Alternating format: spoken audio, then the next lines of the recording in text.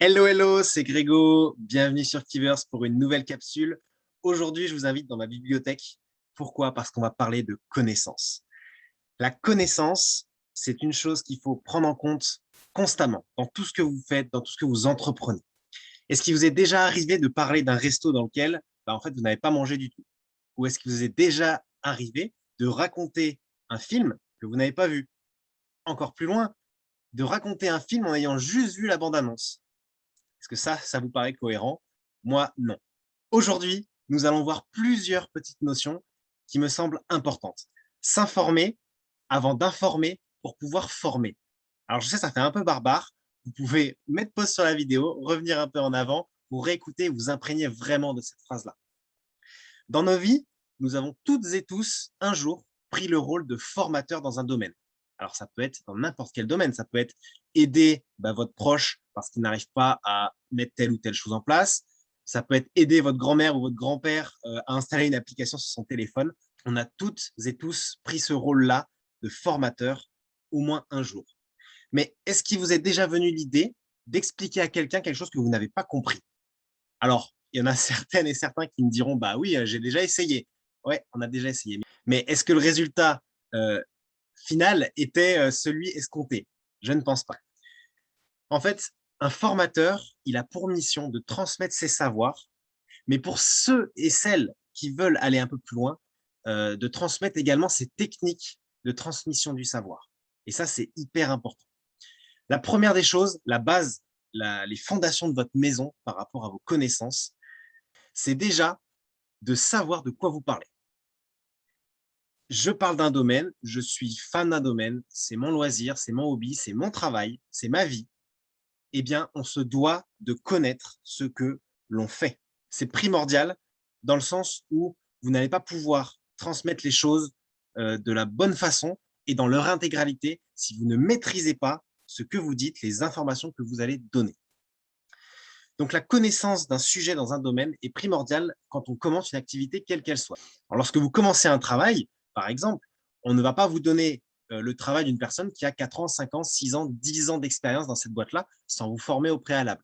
Et quand bien même on vous explique un petit peu les bases, eh ben, il va falloir, jour après jour, semaine après semaine, formation après formation, eh bien, commencer à acquérir des compétences et des connaissances. Et ces connaissances-là vont vous permettre d'avancer, d'être plus performant et surtout de pouvoir derrière transmettre. Et ça, c'est le plus important. Donc aujourd'hui, il n'est pas concevable de pouvoir commencer une activité, d'accord, que ce soit un business, un loisir ou quoi que ce soit, avant de se former sur la base, sur les connaissances de ce domaine-là. Je prends un dernier exemple. On ne commence pas à jouer au foot si on ne connaît pas les règles. La deuxième chose que je voulais vous transmettre aujourd'hui dans cette capsule, c'est la façon de transmettre ce savoir. C'est une chose qui est complètement distincte, d'accord? Et il y a beaucoup de personnes qui mélangent un peu tout ça. C'est-à-dire qu'il y a plein de monde ici qui vont vouloir transmettre des informations, qui vont vouloir transmettre leur savoir selon eux, sauf que leurs connaissances, eh bien, elles ne sont pas solides. Donc, qu'est-ce qui va se passer si la personne en face de vous, elle est intéressée par ce que vous dites, que ce soit un business, un sport, n'importe quel domaine, elle va vous poser des questions.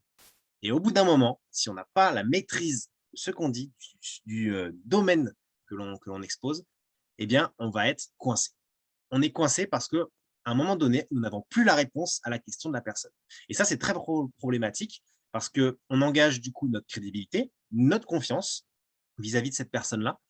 Donc, il est essentiel de maîtriser à 100% le domaine dans lequel vous voulez échanger avec les autres pour que derrière, eh bien, vous puissiez répondre à toutes les questions et derrière pouvoir former d'autres personnes dans ce domaine-là. Alors, comme je vous dis, on n'est pas limité au domaine du business. Ça peut être, comme je reprends le sport, quelqu'un qui débute le basket, eh bien, une fois qu'on a acquis quelques compétences, qu'on commence à savoir dribbler, qu'on commence à savoir mettre des paniers, et qu'il y a un jeune ou une jeune qui arrive dans le club, eh ben, il sera plus facile de pouvoir l'aider, de pouvoir commencer à la former si nous-mêmes on maîtrise ces gestes-là. En fait, c'est simple.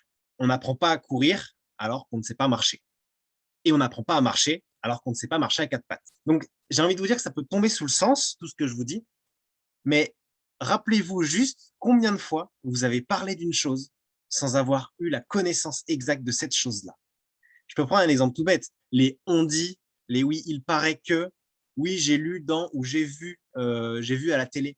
En fait, toutes ces informations qu'on transmet, ce ne sont que des éléments, des petites parties d'informations qu'on vient de prendre à droite à gauche sans aller chercher en profondeur la réalité de ces choses-là. Et donc, il est très compliqué de se faire un avis personnel sur certaines choses parce qu'on est rapidement influencé. Eh ben oui, mais un tel, il m'a dit ça, et mon meilleur ami ou ma meilleure amie, ah, elle m'a dit la même chose. Donc, en fait, c'est que c'est vrai. Et non, on va chercher ses connaissances pour se construire ses fondations, pour derrière monter petit à petit sa maison. Et une fois que la maison est construite, on peut inviter du monde à la maison pour parler de ce qu'on a fait. Je vous remercie d'avoir suivi. C'était Grégo. À bientôt sur Killers.